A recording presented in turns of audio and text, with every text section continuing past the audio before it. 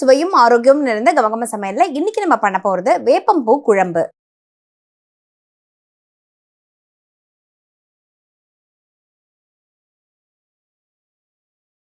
இந்த ரெசிபியை பண்றதுக்கு தேவையான பொருட்கள் என்னென்னு பார்க்கலாம்.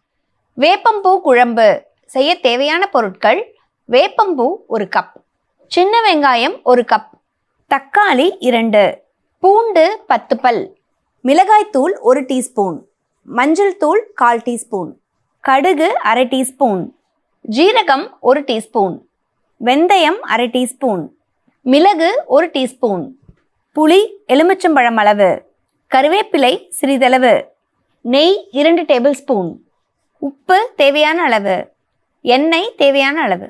வேப்பம்பூ குழம்பு பண்ணுறதுக்கு தேவையான பொருட்கள் என்னென்னு பார்த்தாச்சு. எப்படி பண்ணுறதுன்னு இப்போ பார்க்கலாம். இப்போ ஃபஸ்ட்டு பார்த்திங்கன்னா நம்ம ஒரு பேன் எடுத்திருக்கோம். இந்த கடாயில் தேவையான அளவுக்கு எண்ணெய், நமக்கு இது நல்லெண்ணெய் விட்டு நம்ம தாளித்தோன்னா ரொம்ப நல்லாயிருக்கும். ஸோ அதனால் நம்ம சேர்த்துருக்கோம். அடுத்ததாக இதை நம்ம தாளித்து விட்டுடலாம். இதை தாளிக்கிறதுக்கு நம்மக்கிட்ட கடுகு வெந்தயம் இது 2த்தையும் எடுத்துக்கலாம். கடுகு ஒரு டீஸ்பூன் போல் ஆட் பண்ணுறோம். இது கூடவே கொஞ்சமாக வெந்தயம், ஏன்னா நமக்கு பார்த்திங்கன்னா வேப்பம்பூவும் கொஞ்சம் கசப்பு தட்டும். அதனால் கொஞ்சமாக நீங்கள் வெந்தயம் போட்டிங்கன்னா போதும்.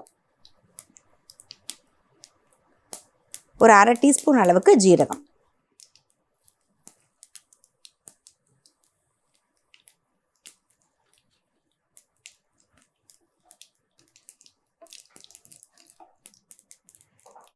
நமக்கு கடுகு நல்லா பொரிஞ்சு வந்துடுச்சு. இது கூடவே கருவேப்பிலையும் சேர்த்துக்கலாம்.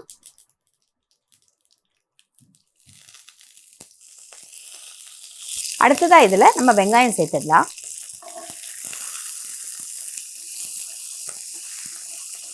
ஸோ இந்த குழம்புக்கு பார்த்திங்கன்னா நம்ம சின்ன வெங்காயம் தான் சேர்த்துருக்கோம். இந்த மாதிரி மருந்து குழம்பு இப்போ நம்ம வேப்பம்பூங்கிறதே பார்த்திங்கன்னா நமக்கு ஒரு மெடிசினல் வேல்யூ இருக்க ஒரு பூ தான் அது. ஸோ அதுக்கெலாம் நம்ம பார்த்திங்கன்னா எப்பவுமே சின்ன வெங்காயம் தான் நமக்கு ரொம்ப நல்லது. ஸோ அதனால் நம்ம இந்த குழம்புக்கெலாம் ஏதோ ஒரு 4 படை வச்சுக்கலாம். நம்ம சின்ன வெங்காயம் யூஸ் பண்ணும்போது பார்த்திங்கன்னா எந்த குழம்புமே நமக்கு 4 படை வரும், நல்லாயிருக்கும் நமக்கு. ஸோ சின்ன வெங்காயம் நம்ம தாளிச்சாச்சு. ஸோ இது கூடவே நம்ம தக்காளியும் சேர்த்துடலாம்.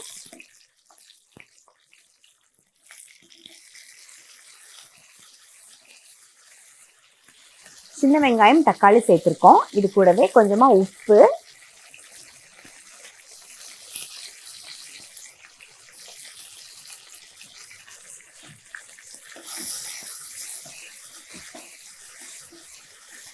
இப்போ சின்ன வெங்காயமும் தக்காளியும் பார்த்தீங்கன்னா நமக்கு நல்லா வதங்கணும். இது ஒரு பக்கம் வதங்கிக்கிட்டே இருக்கட்டும்.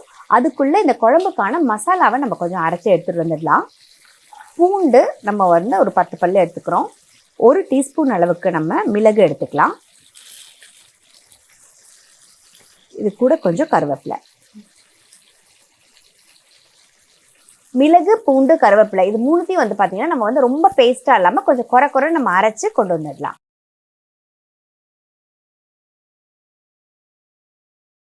ஸோ இப்போ பார்த்தீங்கன்னா நம்ம குழம்புக்கான மசாலாவை அரைச்சி கொண்டு வந்தாச்சு. பூண்டு, மிளகு, கருவேப்பிலை இது 3த்தையும் சேர்த்து நம்ம நல்லா அரைச்சி கொண்டு வந்திருக்கோம். இந்த மசாலாவை இப்போ ரெடி ஆயிடுச்சு. அதே மாதிரி நம்ம வதக்கிக்கிட்டு இருந்ததும் பார்த்தீங்கன்னா இப்போ நல்லா தக்காளி வெங்காயம் நல்லா நமக்கு வதங்கிடுச்சு. இப்போ இந்த மசாலாவை இந்த கிரேவியில் நம்ம ஆட் பண்ணிக்கலாம்.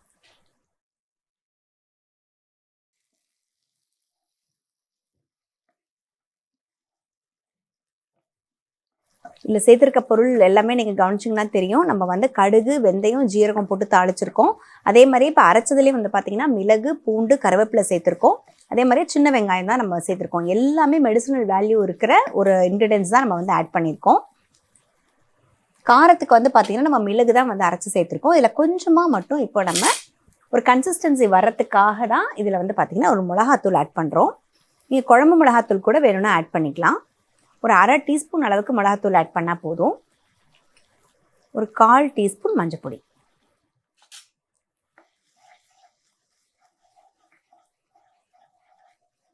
இதில் எக்ஸ்ட்ராவாக நம்ம தண்ணிலாம் சேர்க்க வேண்டாம். நம்ம புளி கரைசலில் இருக்க தண்ணியே நமக்கு போதும். இப்போ இது ஒரு நிமிஷம் நம்ம நல்லா வதக்கி விட்டுட்டு நம்ம கரைச்சி வச்சிருக்க புளியை ஆட் பண்ணிக்கலாம். இந்த குழம்புக்கு புளி கொஞ்சம் கூட இருந்தால் தான் நல்லாயிருக்கும். நம்ம அதனால் நல்லா 1 கப் புளியை கரைச்சி விட்டுருக்கோம்.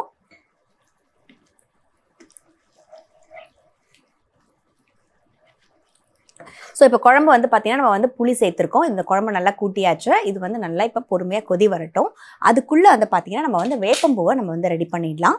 வேப்பம்பூவை நம்ம வந்து வதக்கிறதுக்காக ஒரு பேன் வச்சுருக்கோம். இந்த பேனில் வேப்பம்பூ எப்பயுமே நம்ம வந்து நெய்யில் வறுத்தாதான் நல்லாயிருக்கும்.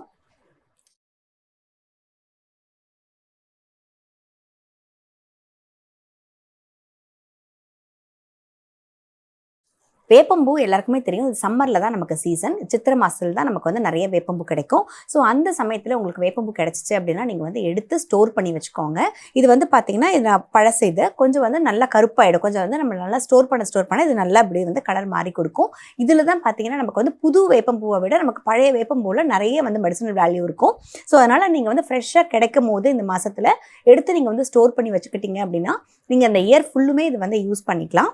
ஸோ இது வந்து பார்த்தீங்கன்னா இப்போ நல்லா க்ளீன் பண்ணி நம்ம வந்து எடுத்து வச்சுருக்கோம். இந்த வேப்பம்பூவை இந்த நெய்யில் நம்ம சேர்த்துக்கலாம். ஒரு குழம்புக்கு இந்த அளவுக்கு சேர்த்தா போதும். இந்த வேப்பம்பூவை நம்ம வந்து நெய்யிலேயே நல்லா வந்து வறுத்துக்கணும். வேப்பம்பூ அப்படின்னாலே எல்லாருக்குமே தெரியும். வேப்பம்பூ வந்து அவ்வளோ ஒரு மெடிசனல் வேல்யூ இருக்குது இதில். ஸோ வேப்பம்பூ அப்படின்னாலே நமக்கு வந்து சம்மரில் நிறைய கிடைக்கும். இது சம்மரில் நமக்கு வந்து பார்த்திங்கன்னா நிறைய வந்து நோய்கள் நமக்கு வந்து வரும். ஸோ அதை எல்லாத்தையுமே வந்து தடுக்கிறது வந்து பார்த்திங்கன்னா அந்த வேப்பம்பூ ரொம்ப ஹெல்ப் பண்ணும். ஏன்னா நமக்கு வந்து இம்யூன் சிஸ்டமை நல்லா வந்து பில்டப் பண்ணி கொடுக்கும். நீங்கள் அதனால் வந்து பிள்ளைங்களுக்குலாம் இந்த சிக்கன் பாக்ஸ் அதெல்லாம் வந்து இந்த சம்மர் டைமில் நிறைய வரும். ஸோ அந்த டைமில் நீங்கள் இந்த மாதிரிலாம் வந்து கொஞ்சமாக வந்து நீங்கள் குழம்பு வச்சுட்டீங்க, பிசைஞ்சு கொடுத்துட்டீங்க அப்படின்னாலே நமக்கு வந்து அந்த இம்யூன் சிஸ்டம் வந்து நல்லா பில்டப் ஆகிடும். ஸோ அதனால் வந்து நமக்கு நோய் எதிர்ப்பு சக்தி வரதுனால நமக்கு வந்து எந்த நோயும் வராது. அதே மாதிரி வேப்பம்பூ சாப்பிட்றதுனால வந்து பார்த்திங்கன்னா நமக்கு வந்து நல்லா வந்து பசி எடுக்கும், டீடாக்ஸ் பண்ணிடும். நமக்கு வந்து இப்போ பசிக்காதவங்களுக்குலாம் வந்து பார்த்திங்கன்னா அந்த வேப்பம்பூ குழம்பு நீங்கள் வந்து வச்சு கொடுத்தீங்க அப்படின்னா லிவர் வந்து பார்த்திங்கன்னா நமக்கு வந்து பியூரிஃபை பண்ணி கொடுக்கும். அதனால் நல்லா வந்து பசி எடுக்கும். அதே மாதிரியே வந்து பார்த்திங்கன்னா நமக்கு வந்து வயிற்றில் இருக்க பூச்சி எல்லாமே வந்து எடுக்கிறதுக்கு இந்த வேப்பம்பூ ரொம்ப ஹெல்ப் பண்ணும். ஸோ அதனால் வந்து நீங்கள் வேப்பம்பூவை நீங்கள் வந்து அந்த டீடாக்ஸ்க்காக நீங்கள் வந்து யூஸ் பண்ணலாம். அதே மாதிரியே சுகர் இருக்கவங்க நமக்கு வந்து அடிக்கடி வேப்பம்பூ சேர்த்துக்கும் போது வந்து பார்த்திங்கன்னா நல்லா வந்து ஒரு பேலன்ஸ் பண்ணி கொடுக்கும். அதே மாதிரி வந்து நமக்கு கபம் அதே மாதிரியே பித்தம்னு சொல்லுவாங்க. இது ரெண்டுத்தையும் பேலன்ஸ் பண்ணுறதுக்கு வந்து பார்த்திங்கன்னா நமக்கு வந்து இந்த வேப்பம்பூ ரொம்ப ஹெல்ப் பண்ணும். ஸோ அதனால் இந்த வேப்பம்பூ அப்படின்னாலே நமக்கு வந்து இந்த வருஷத்தில் ஒரு தடவை தான் கிடைக்கக்கூடியதாக இருந்தாலுமே நீங்கள் வந்து எடுத்து ஸ்டோர் பண்ணி வச்சுட்டீங்க அப்படின்னா இது நம்மளுடைய எல்லா நோய் வயிறு சம்மந்தப்பட்ட டைஜஷன் நமக்கு வந்து எல்லாத்துக்குமே வந்து பார்த்திங்கன்னா வேப்பம்பூ ரொம்ப ரொம்ப பெஸ்ட்டாக இருக்கும். ஸோ அதனால் இது ஒரு குழம்பு வச்சு நீங்கள் வச்சிட்டிங்க அப்படின்னா ஒரு வாரம் வரைக்கும் இது கெட்டே போகாது. ஜஸ்ட் ஒரு ஸ்பூன் எடுத்து நீங்கள் போட்டு சாப்பிட்டாலே போதும். ரொம்ப ரொம்ப ஹெல்த்தியாக இருக்கும். ஸோ இதை நெய்யிலே வந்து பார்த்திங்கன்னா இந்த வேப்பம்பூவை நம்ம நல்லா வந்து இது மாதிரி வறுத்துட்டு வேப்பம்பூவில் நம்ம நிறைய பண்ணுவோம். பச்சடி பண்ணுவோம். அதே மாதிரியே வந்து பார்த்திங்கன்னா வேப்பம்பூவில் ரசம் வைக்கலாம், எது வேணாலும் பண்ணலாம். இந்த மாதிரி குழம்பு வச்சுக்கிட்டிங்கன்னா இது வந்து பார்த்திங்கன்னா ரசம்லாம் நம்ம வந்து அன்றைக்கே செலவு பண்ணி ஆகணும். ஆனால் இந்த மாதிரி குழம்பு வச்சு வைக்கும் போது நமக்கு வந்து நல்லா வந்து ஒரு வாரம் வரைக்கும் இது ஒன்றுமே ஆகாது. இப்போ நெய்யிலே வந்து பார்த்திங்கன்னா இந்த வேப்பம்பூவை நம்ம வந்து நல்லா வறுத்தாச்சு. இதை வந்து அப்படியே நம்ம ஆற வச்சுட்டு இது வந்து பொடி பண்ணி எடுத்துகிட்டு வந்துடலாம். நீங்கள் வேணும்னா நீங்கள் அப்படியே போட்டுக்கலாம். பட் வந்து நீங்கள் அப்படியே போடும்போது என்ன ஆகும்னு கேட்டிங்கன்னா நமக்கு வந்து அங்கங்கே எடுத்து வச்சுருவாங்க. இதை வந்து நீங்கள் பொடி பண்ணி சேர்க்கும் போது இது உள்ளே ஃபுல்லாகவே நமக்கு வந்து அப்சர்வும் ஆகிடும். இதோடைய ஃப்ளேவரும் பார்த்திங்கன்னா நமக்கு வந்து ஃபுல்லாகவே இறங்கிடும். அதனால் இது வந்து நம்ம பொடி பண்ணுறோம்.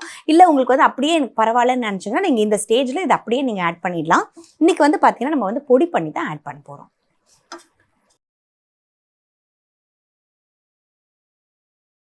வேப்பம்பூவை பார்த்தீங்கன்னா இப்போ வந்து நம்ம நெய்யில் நல்லா வறுத்துட்டு இது வந்து பொடி பண்ணி எடுத்துகிட்டு வந்தாச்சு. இப்போ நம்மளுடைய கிரேவியும் வந்து பார்த்தீங்கன்னா நல்லா வந்து குழம்பு நமக்கு நல்லா திக்காக கொதிச்சு வந்துருச்சு. இது இப்படி தான் இருக்கணும். எக்ஸ்ட்ரா தண்ணி எதுவும் விடாமல் எண்ணெய் எல்லாமே நமக்கு வந்து வெளியே வந்துருச்சு. இந்த ஸ்டேஜில் இந்த வேப்பம்பூவை நம்ம ஆட் பண்ணிடலாம்.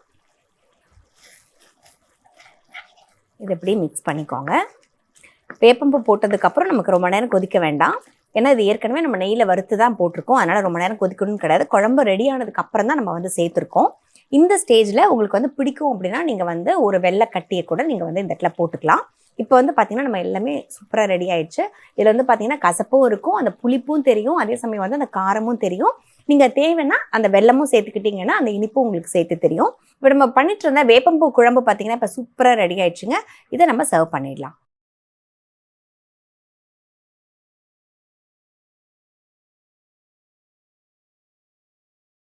இப்போ நம்ம பண்ணிட்டு இருந்த வேப்பம்பூ குழம்பு பார்த்தீங்கன்னா இப்போ சூப்பராக ரெடி ஆயிடுச்சுங்க. நீங்களும் இந்த சம்மருக்கு உங்கள் வீட்டில் இந்த குழம்பு பண்ணி வச்சுட்டு நீங்கள் சாப்பிட்டீங்க அப்படின்னா இந்த மந்த் ஃபுல்லாக நமக்கு வந்து எந்த நோயுமே நமக்கு வந்து அஃபெக்ட் பண்ணாது.